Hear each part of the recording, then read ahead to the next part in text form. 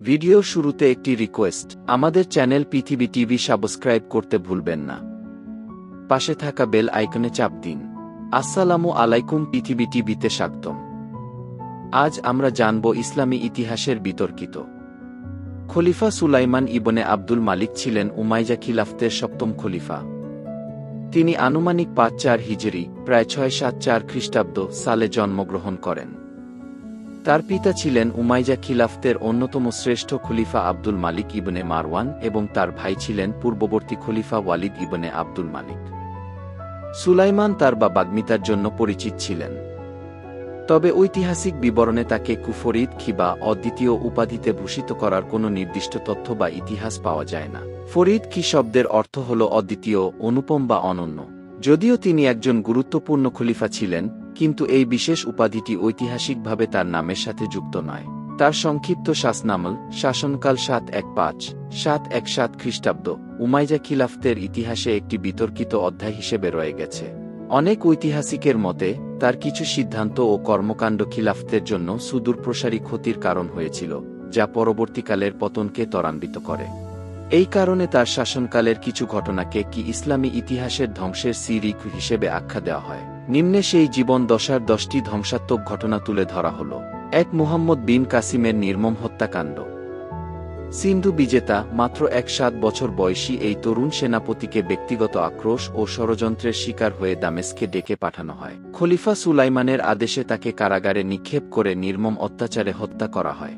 এর ফলে মুসলিম বিশ্ব কেবল একজন বিচক্ষণ সেনাপতিকেই হারায়নি, বরং এটি সাম্রাজ্যের প্রতিভাবান ব্যক্তিদের জন্য একটি আতঙ্কজনক বার্তা দিয়েছিল।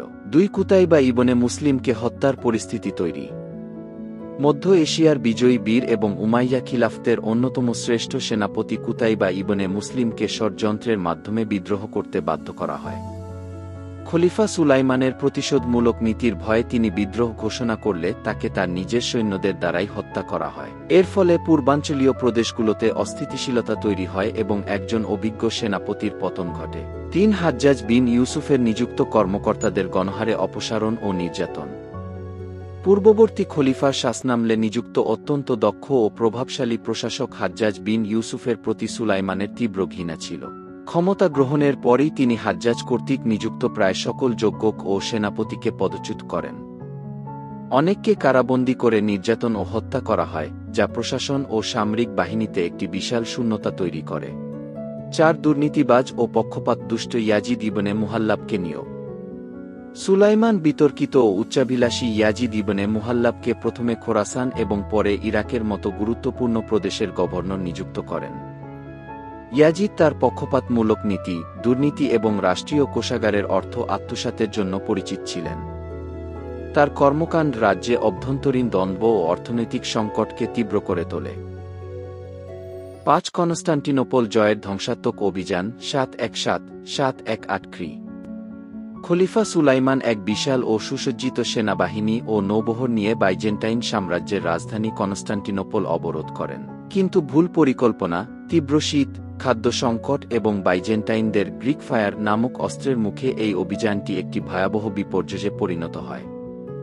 হাজার হাজার মুসলিম সৈন্য মৃত্যুবরণ করে এবং খিলাফতের সামরিক ও অর্থনৈতিক শক্তি মারাত্মকভাবে ক্ষতিগ্রস্ত হয়। ৬. রাষ্ট্রীয় কোষাগারের যথেচ্ছাচার ব্যবহার ও বিলাসিতা।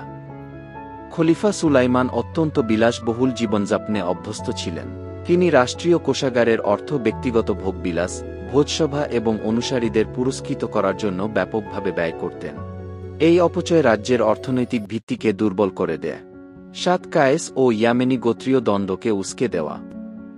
সুলাইমান নিজে ইয়ামেনি গোত্রের সমর্থক হওয়ায় প্রশাসনিক ও সামরিক ক্ষেত্রে ইয়ামেনিদের প্রাধান্য দেন এবং কায়েস গোত্রের লোকদের প্রতি কঠোর নীতি গ্রহণ করেন।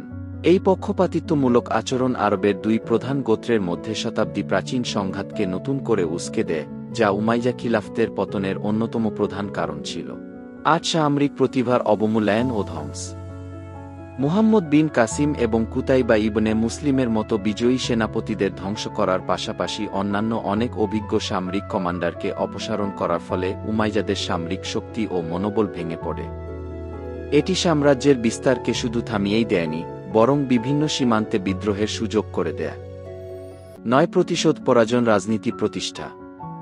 তার শাসনকাল ব্যক্তিগত বিদ্বেষ ও প্রতিশোধের উপর ভিত্তি করে পরিচালিত হয়েছিল। যোগ্যতার পরিবর্তে ব্যক্তিগত আনুগত্যকে প্রাধান্য দেওয়ায় প্রশাসন একটি অস্থিতিশীল ও ষড়যন্ত্রমূলক প্রতিষ্ঠানে পরিণত হয়। ফলে রাষ্ট্রীয় কাঠামো ভেতর থেকে দুর্বল হয়ে পড়ে। এক শূন্য অদূরদর্শী উত্তরাধিকার পরিকল্পনা। যদিও শেষ পর্যন্ত তিনি পরবর্তী খলিফা হিসেবে ইসলামের ইতিহাসের অন্যতম শ্রেষ্ঠ শাসক উমর ইবনে আবদুল আজিজকে মনোনীত করে একটি প্রশংসনীয় কাজ করেন, কিন্তু প্রাথমিকভাবে তিনি নিজের শিশুপুত্র আইজুবকে উত্তরাধিকারী করতে চেয়েছিলেন। এই ধরনের একটি অদূরদর্শী সিদ্ধান্ত খিলাফতকে আরও সংকটের দিকে ঠেলে দিত এবং এটি তার রাষ্ট্রীয় প্রজ্ঞার অভাবকেই তুলে ধরে। এই পদক্ষেপগুলো সম্মিলিতভাবে উমাইয়া খিলাফতের ভিত্তিকে দুর্বল করে দিয়েছিল এবং পরবর্তী খলিফাদের জন্য একটি সংকটপূর্ণ পরিস্থিতি তৈরি করে রেখে গিয়েছিল। খলিফা সুলাইমান ইবনে আব্দুল মালিকের এই নিষ্ঠুর ঘটনাগুলো জানা ছিল। কোনটি বিষয়ে আপনাকে আশ্চর্য করেছি? আর কোনো খলিফার জীবনের স্টোরি জানতে চান কমেন্টে লিখুন। আমাদের চ্যানেল পৃথিবী টিভিকে সাবস্ক্রাইব করে রাখুন ইতিহাস জানতে। লাইক এবং শেয়ার করে অন্যদের জানার সুযোগ করে দিন। ধন্যবাদ। আসসালামু আলাইকুম।